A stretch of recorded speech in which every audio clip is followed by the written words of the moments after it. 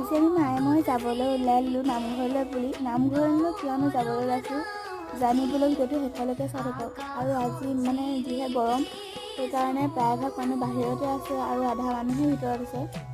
আৰু আমিও দেৰিকৈ গৈ পাইছোঁ, সেইবাবে সোনকালে চাকি জ্বলাই লৈছোঁ।